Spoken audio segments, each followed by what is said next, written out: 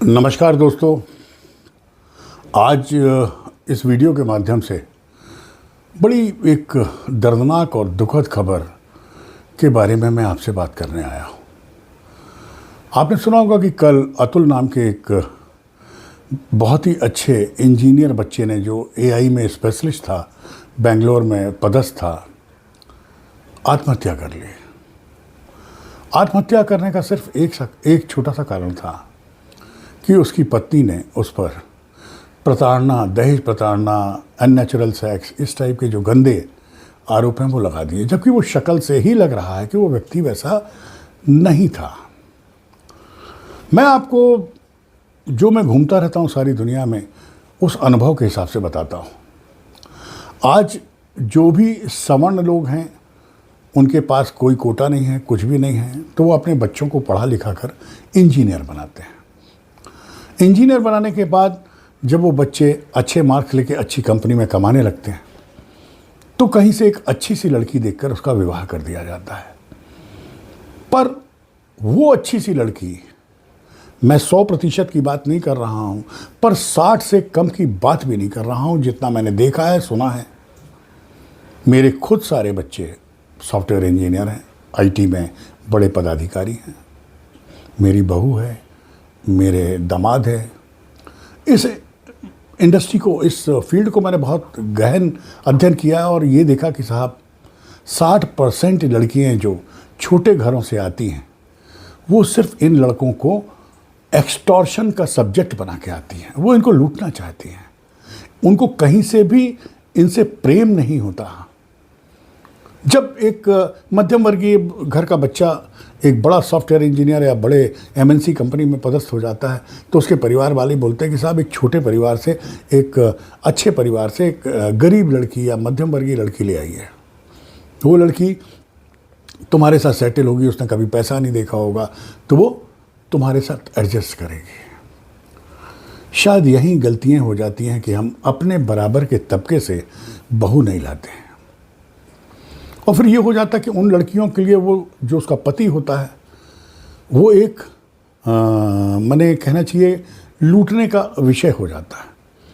आपको एक बहुत दुखद बात बताऊं कि सर, इस समय जो हमारे समय हुआ करता था कि लड़कियां यंग होती थी और वो ख्वाब देखती थी कि साहब हमारी एक अच्छे लड़के से शादी होगी, एक घर होगा, हमारे बच्चे होंगे, मैं ऐसा सेटल करूँगी। वो आज शादी की परिकल्पना ही लड़कियों के दिमाग से ख़त्म हो गई है। सोशल मीडिया और जो मॉडर्नाइजेशन फिल्मों का और जो सोसाइटी का हो रहा है, हर यंग लड़की शादी के पहले किसी के साथ रिलेशन में रहने को बुरा नहीं मानती है। पहले कौमार्य एक बृहद सब्जेक्ट होता था, जो कि अब एक हंसी का विषय बन के रह गया है।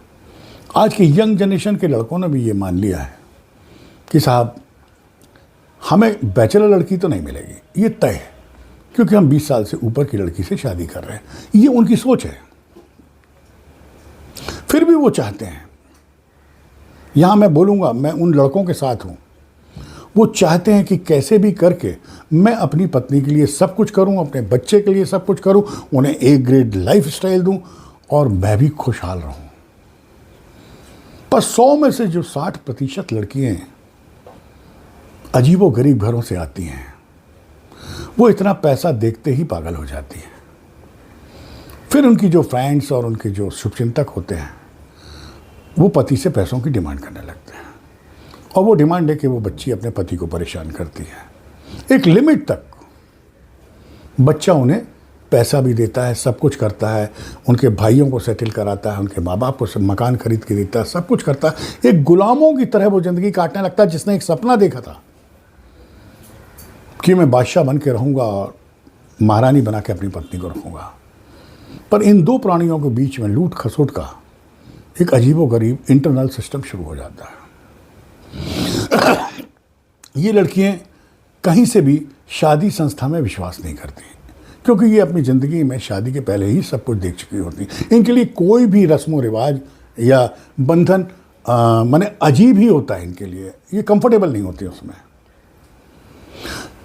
इसलिए ये उस शादी को तोड़ के फिर से अपनी स्वतंत्रता पाना चाहती हैं, पर उसके साथ ही साथ वो शादी जिससे करती हैं उससे एक बंधी रकम हर महीने चाहती हैं ताकि उनकी अय्याशी पे वो उसका खर्च चलाता रहे और वो किसी और के साथ अपना जीवन फ्रीली गुजार भी सकें, या फिर इकट्ठा इतना अमाउंट ले लें कि साहब कहने को ना रहे।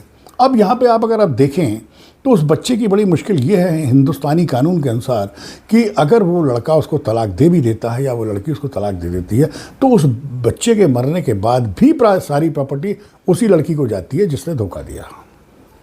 आज कोई भी लड़की अपने यंग पति को ये धमकी बड़ी आसानी से दे देती है कि अगर तुमने ज़्यादा किया तो मैं पुलिस स्टेशन चली जाऊंगी। और जो बच्चे बचपन से पढ़ लिख कर इतने बड़े हुए हैं, जो पुलिस के नाम से डरते हैं, वो उस लड़की की हर बात मानना शुरू कर देते हैं। प्रेम तो उनके बीच में रहता नहीं, पर हाँ धमकियों का सिलसिला शुरू हो जाता। इसी बीच उनका 1 या 2 बच्चे हो जाते हैं। पुरुष को उन बच्चों से अति स्नेह हो जाता है, जबकि उन लड़कियों के लिए वो एक नेचुरल माने वो कहते हैं कि प्राकृतिक चीज़ है। वो आदमी अपने आप में और उस बच्चे में अपने आप को देखने लगता और उसके बगैर नहीं रह पाता। यहां से ब्लैकमेलिंग शुरू होती है। अब उस आदमी को मालूम है कि हम इस लड़की की अगर बात नहीं मानेंगे तो ये मेरे बच्चे को लेकर भाग जाएगी, मैं अपने बच्चे से नहीं मिल पाऊंगा। वो इमोशनली टूटने लगता है, वो नौकरी नहीं कर पाता है, बहुत परेशान हो जाता है। और जब वो उसकी बातें नहीं मानता तो लड़की अपने फ्रेंड सर्कल से मिलकर किसी वकील की मदद लेके झूठे मामले, बिल्कुल झूठे मामले, शादी के बरसों बाद उन यंग लड़कों पर लगा देती है, जिनमें 498 तो कॉमन है साहब, दहेज प्रताड़ना, फिर अननेचुरल सेक्स, धमकी देना, फलाना ढिकाना। और इतनी आसानी से बगैर इन्वेस्टिगेशन के पुलिस इन केसों को रजिस्टर्ड कर लेती है, जो अति दुखद है। मोदी जी कह रहे हैं कि साहब हम कानून बदल रहे हैं, जनता के हित में ला रहे हैं, हमें तो शर्म आती है। 2 कानून तो आज भी आपने उससे भी बदतर कर दिए जैसे पहले थे। एक ये जो महिलाओं को स्पेशल कानून देके बगैर इन्वेस्टिगेशन के पुरुष को प्रताड़ित करना, दूसरा आज भी वो हरिजन एक्ट जिसमें बगैर सुने किसी भी व्यक्ति के सम्मान को उठा के उसको बंद कर दो। साहब एक लड़की इतना सच बोल रही है कि आपने लड़के को, उसके कैरियर को, उसके माँ बाप को, बूढ़े माँ बाप को गांव से उठा के जेलों में बंद कर दिया या बंद करने की धमकी दे दी। आप सोचिए उस व्यक्ति ने 8 साल पढ़ाई करके कॉलेज की इतनी मुश्किल से ये सब संजोया, और ये लड़कियां क्यों नहीं समझती कि उसको मार के तुम्हें क्या मिलेगा। अरे जिंदा में भी वो सारी प्रॉपर्टी तुम्हारी है, माँ बाप की नहीं है, और बच्चे के मरने के बाद भी तुम्हारी है, पर तुमको चूंकि जल्दी वो प्रॉपर्टी चाहिए, इसलिए आज कोई भी 60% की बात करो, यहाँ भी 60% में से कोई भी लड़की है अपने पति की दीर्घायु की कामना नहीं करते। आपको अतिशयोक्ति लग रहा होगा।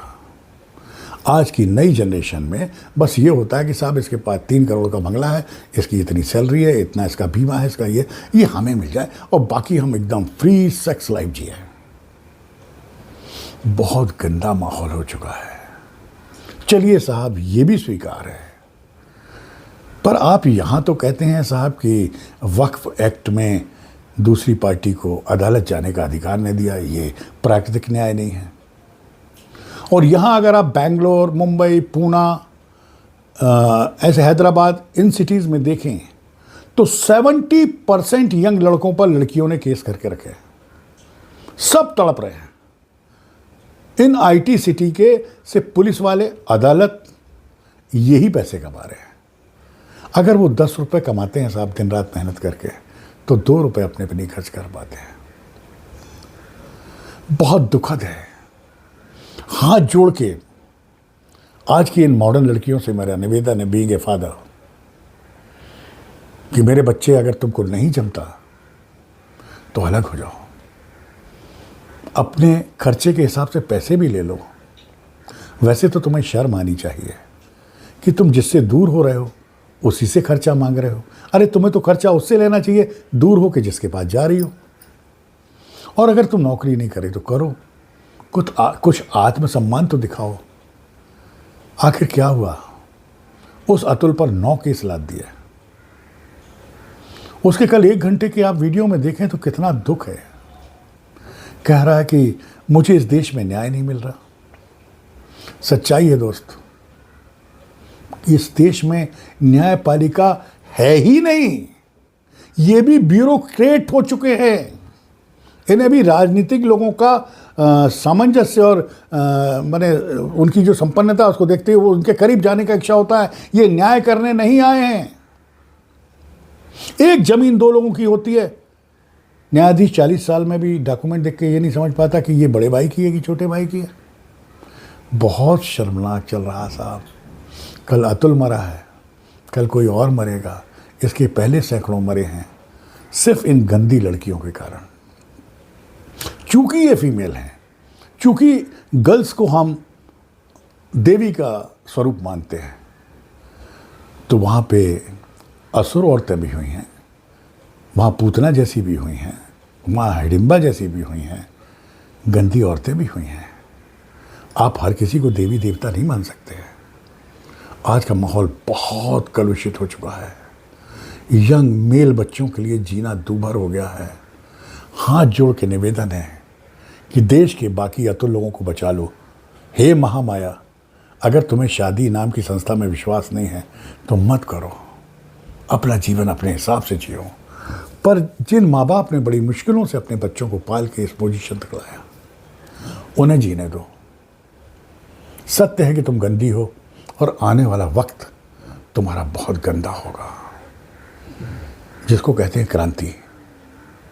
बेटा, इसीलिए कभी कभी तुम लोग भी मारी जाती हो। अगर तुम सही होते हैं तो जीवन मृत्यु का लफड़ा ही नहीं होता। 2 लोग विवाह करके बहुत प्यारी जिंदगी जी सकते हैं। मैंने भी 40 साल जिया है। मैं जानता भी नहीं था कि ये क्या होती हैं धाराएं, पर इस राष्ट्र की सरकार ने, पुरुषवादी सरकार ने, पुरुषों का ही जीना हराम कर दिया है। निवेदन है सरकार से, इस अतुल को पक्का न्याय दिलवाइए और कुछ तो कानून ऐसा बनाइए कि जब कोई लड़की किसी पर दहेज प्रताड़ना या इननेचुरल सेक्स या धमकी इस टाइप के आरोप लगाए तो इन्वेस्टिगेशन तो करवाइए प्रभु। मोदी जी, बहुत आशा है। याद रखिए, आपकी औलाद नहीं है, आपके यहाँ तो ये केस नहीं आएगा, पर आपको कहीं जाके इसको फेस करना होगा। बहुत अच्छा किया आपने देश के साथ। इस मामले में और कर दें। बहुत दुखी हूँ मैं बच्चियों तुम लोगों से कि तुम में कुछ इतनी गंदी भी हो सकती हैं कि अपने पति को मार सकती हैं। खैर, तुम्हारे कर्म तुम्हारे साथ, तुमको भोगना ही होंगे। बहुत दुख के साथ मैं अतुल को भरे दिल से श्रद्धांजलि दे रहा हूँ। मैं जानता हूँ इस देश के अधिकतर पेरेंट्स के बच्चे एमएनसी में काम कर रहे हैं।